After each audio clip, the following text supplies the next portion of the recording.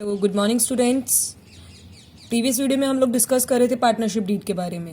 आज हम देखेंगे कि पार्टनरशिप डीड में कौन कौन से कंटेंट आते हैं, पार्टनरशिप डीड में हम क्या इंक्लूड करते हैं। Okay, let's C.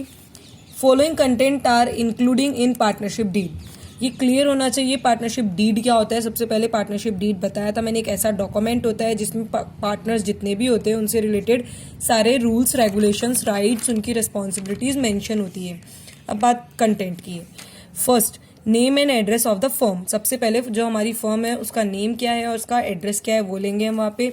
Name and address of the partners, partner जो भी हैं हमारे जितने भी हैं उन सबके नेम और उन सबका एड्रेस मेंशन होगा उसके अंदर।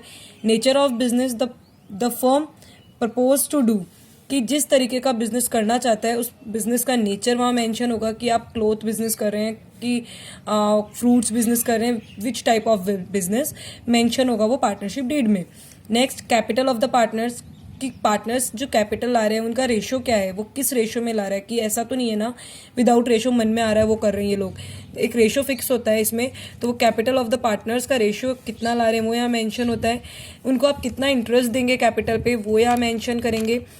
तो पहले से ही होती है ये सब चीज़ें आपकी डिसाइड, ताकि आगे जाके कोई डिस्प्यूट ना हो।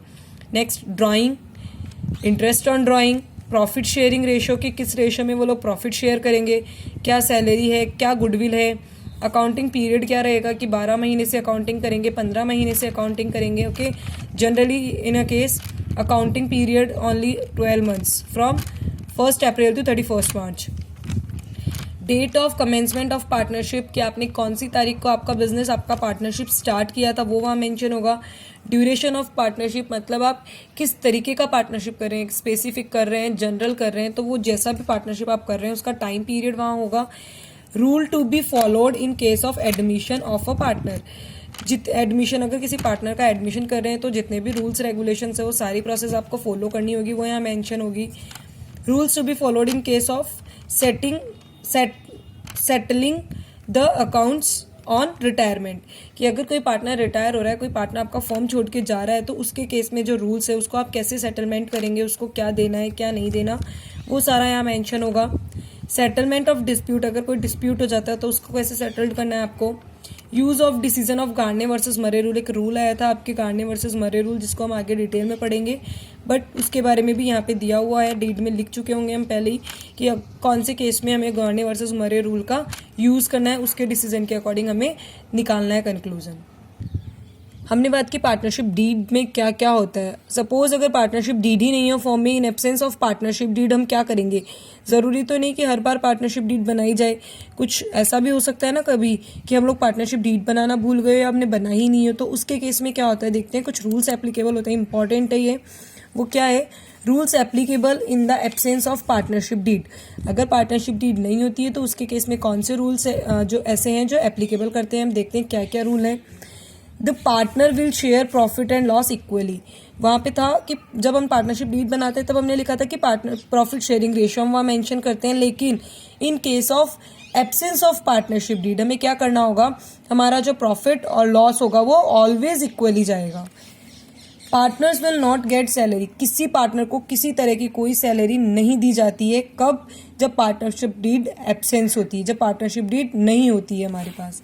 Interest on capital will not be payable, ना ही किसी तरीके का इंटरेस्ट ऑन कैपिटल पे करना पड़ता है पार्टनर्स को पे करना पड़ता है, क्योंकि हमारे पास ऐसा कोई प्रोविज़न होता ही नहीं है। जब हमारे पास पार्टनरशिप डीड ही नहीं है तो हमें ऐसा कुछ नहीं करना। लेकिन एक चीज़ ध्यान रखना कि अगर पार्टनर ने जितनी कैपिटल चाहिए थी उससे ज़्यादा कैपिटल लगाई हो तो उसके केस में कितना परसेंट करना होगा, 6% पर एनम के अकॉर्डिंग आपको वहाँ उसको इंटरेस्ट पे करना होगा। Next, drawing will not be chargeable with interest, ना तो हमें इंटरेस्ट ऑन कैपिटल देना होगा और ना इंटरेस्ट ऑन ड्राइंग हम लेंगे।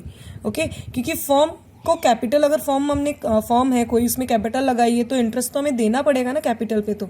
लेकिन ड्राइंग क्या होता है कि अगर किसी पार्टनर ने अपने पर्सनल पर्पस के लिए पैसे निकाले हैं वहाँ से तो उसे इंटरेस्ट देना पड़ेगा आप, लेकिन दोनों ही केस यहाँ पे एप्लीकेबल नहीं होंगे, उनको कुछ भी नहीं मिलेगा और ना ही देना पड़ेगा, कब, in absence of partnership deed.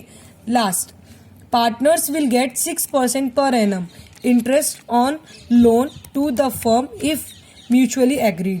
Partners will get 6% interest on loan, अगर पार्टनर्स को क्या मिलता है, 6% पर एनम मिलता है, कब, जब फर्म ने उनसे कोई पैसे लिए हो। एज अ लोन ही मान सकते हैं हम उसको, क्योंकि फर्म को अगर जितनी उसको कैपिटल देनी होती है उससे ज़्यादा पैसा दिया है, it means as a loan दिया होगा। और अगर हम किसी से लोन लेते हैं तो हमें लोन पे क्या देना होता है, इंटरेस्ट देना होता है। तो सबकी सहमति से अगर हमने कोई लोन लिया है किसी पार्टनर से तो उसे हमें क्या देना होगा, 6% पर एनएम के अकॉर्डिंग इंटरेस्ट देना होगा, whether partnership deed is applicable और in absence of partnership deed. Both case में हमें ऐसा करना होगा कि उसको 6% पर एनएम के अकॉर्डिंग आपको देना होगा।